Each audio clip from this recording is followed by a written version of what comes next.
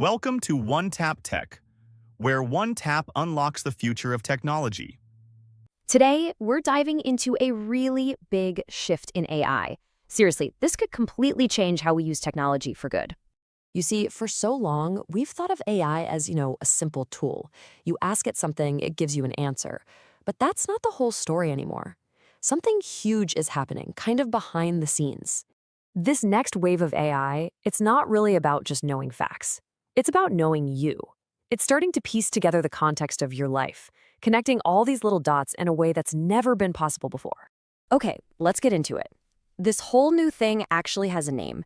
Google's at the forefront with this experimental feature in Gemini, and they're calling it personal intelligence. So what on earth does that mean? Well, think of it as an AI that doesn't just find stuff for you.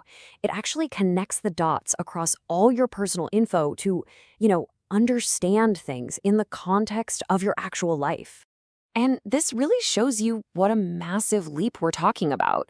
The old AI was, well, reactive. You had to give it super specific instructions, kind of like a really smart but very literal assistant. But this new AI, it's context-aware. It starts to see connections that even you might miss. It's less of a tool you have to direct and way more like a partner that's already thinking a step ahead. And you might be wondering, how does it build this context? Well, it reasons across your digital life. It can actually link an email in your Gmail to a picture buried in Google Photos, or connect a search you did last week to a YouTube video you watched yesterday. And it does all of this without you having to tell it where to look. It just figures it out. The whole experience is just profoundly different.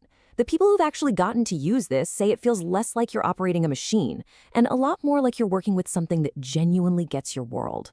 But look, to really get a feel for this, let's see how it works in the real world. I want to walk you through this super simple but really powerful little story. All right, picture this. You're at the tire shop, you're next in line, and you get that sinking feeling. You have absolutely no idea what your car's tire size is. We've all been there, right? It's just a classic frustrating moment. So you pull out your phone, you ask Gemini, and within seconds, boom, it's already scanned your Gmail, found an old service confirmation, and pulled up the tire size. Super helpful, right? I mean, that's what a good digital assistant is supposed to do. But wait, this is where personal intelligence really kicks in. Gemini doesn't just stop there. It sees the question about your car, and it also notices that you have a ton of photos tagged family road trip. It's connecting a simple piece of data, your car, with the actual context of your life. And then it does something that's honestly kind of remarkable. The person at the counter asks for your license plate number. You don't have it memorized, but Gemini does. It found it, totally unprompted, in the background of some random photo from a road trip you took 2 years ago. And that's the whole point right there. It didn't just find data, it reasoned. It connected an email to a bunch of photos, to a tiny little detail inside one of those photos, and it solved a problem you didn't even know you were about to have. That is the jump from just getting information to true personalized intelligence. So let's zoom out for a second and look at the big picture here. Because a technology this powerful, yeah, it has some huge potential, but it also opens up some enormous questions. On the one hand, the promise is just incredible.